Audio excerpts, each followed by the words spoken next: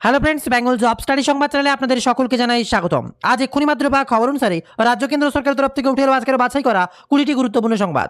শুরুতে হেডলাইন, তারপরে বিস্তারিত খবর। বাংলায় দলবদলের খেলা, এবার একের পর এক পরিস্থিতি তোলপাড়, বদলে যাচ্ছে বাংলার পরিস্থিতি।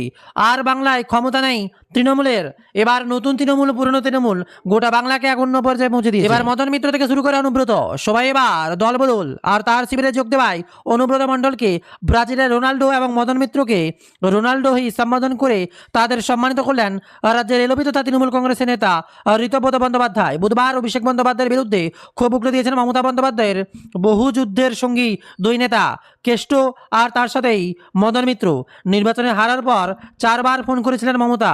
আমি বলেছি তুমি চোখে দেখো না, কানে দেখো, এমনই বার্তা। আর 21শে জুলাই বিরাট কাণ্ড, 21শে জুলাই সমাবেশে আর নাচ গান কিংবা বিনোদন নয়, মঞ্চে গুরুত্ব পাবে শহীদ পরিবার বলে জানালেন রাজ্যের এলোপি ঋতব্রত বন্দ্যোপাধ্যায়। সাপ বললেন নিচু তলার কর্মীরা যারা রক্ত দিয়ে লড়াই করে গেছেন 21শে মঞ্চে তাদের কোনো নাচ গান হবে না।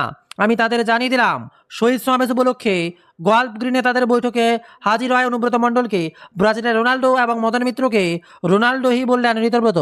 আর এমনই সময় আবহাওয়ার বিরাট বড় খেলা, নিম্নচাপের জেরে ভারী বৃষ্টি, ফের একটা নিম্নচাপ সৃষ্টি হয়েছে বঙ্গোপসাগরে, যার জেরে বুধবার কলকাতা ও লাগোয়া জেলাগুলিতে ভারী বৃষ্টিপাত হতে পারে।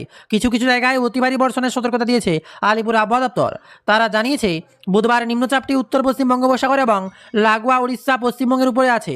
আগামী 2 দিন সেটি উত্তর উড়িষ্যা এবং লাগোয়া গাঙ্গেয় বঙ্গের উপর দিয়ে যাবে। উত্তরবঙ্গে বৃষ্টি বাড়বে বলেই জানা গিয়েছে। আর্থিক অন্নপূর্ণা ভান্ডার নিয়ে বার্তা দিলেন বাংলার মুখ্যমন্ত্রী স্বয়ং আর কেউ নয়, মমতা বন্দ্যোপাধ্যায়। তার বার্তার পরে এবার হুলুস কাণ্ড।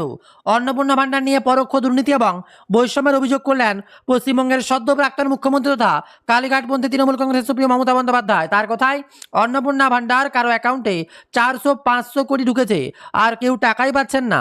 যারা লক্ষ্মীর ভান্ডারের টাকা পেতেন তাদের মধ্যে 1 কোটির বেশি মহিলাকে অন্নপূর্ণা যোজনা থেকে বাদ দেওয়া হয়েছে, এমন বার্তা মমতা বন্দ্যোপাধ্যায়ের। তবে 21শে জুলাই নিয়ে কি বললেন মমতা বন্দ্যোপাধ্যায় জানিয়ে দিলেন মমতা। 21শে জুলাই আদালতের নির্দেশে বিড়লা তারামণ্ডলের সামনে তার নেতৃত্বে টিএমসি শিবিরের শহীদ সমাবেশ হবে বলে জানিয়েছেন নেত্রী মমতা বন্দ্যোপাধ্যায়। তার আহ্বান সকাল 11টায় চলে আসবেন, দলের প্রতীকী হাতে নিয়ে বিড়লা তারামণ্ডলের মোড়ে আসবেন। প্রতিবারের মতো এবারও প্রস্তুত দেখতে 20 জুলাই সমাবেশ স্থলে তিনি যাবেন বলে জানিয়েছেন মমতা। তার সমাবেশে থাকার জন্য শহীদ পরিবারের কাছে আর্জি জানিয়েছেন বাংলার প্রাক্তন সিএম। সেদিকে দেখার আসি আরও বেশ কয়েকটি গুরুত্বপূর্ণ খবর। এবার অভিষেক বন্দ্যোপাধ্যায়ের স্ত্রীকে নিয়ে যা বললেন মমতা বন্দ্যোপাধ্যায় তা শুনে আপনি চমকে যাবেন।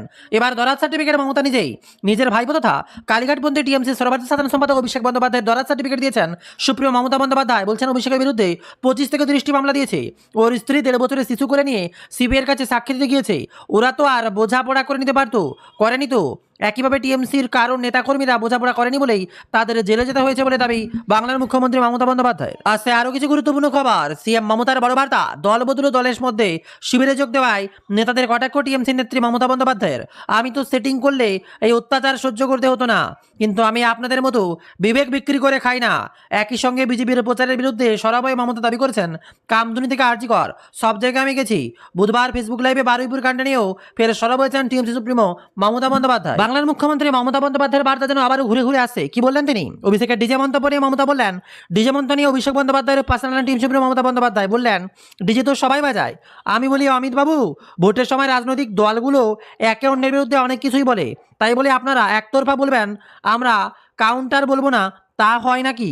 এ তো হিটলার মুসলিনিকে ছাড়িয়ে যাচ্ছে। অভিষেক সহ টিএমসির পরবর্তী প্রজন্মে আরও 50 বছর লড়াই করার জন্য তৈরি বলে জানিয়েছেন মমতা বন্দ্যোপাধ্যায়। 50 বছর আরও তৈরি লড়াইয়ের জন্য অভিষেক বন্দ্যোপাধ্যায়। মমতার দরাজ সার্টিফিকেট এবার অভিষেককে নিয়ে আপনাদের নিজের কানেও শুনিয়ে দেবো অভিষেক বন্দ্যোপাধ্যায়কে কি বলেছেন।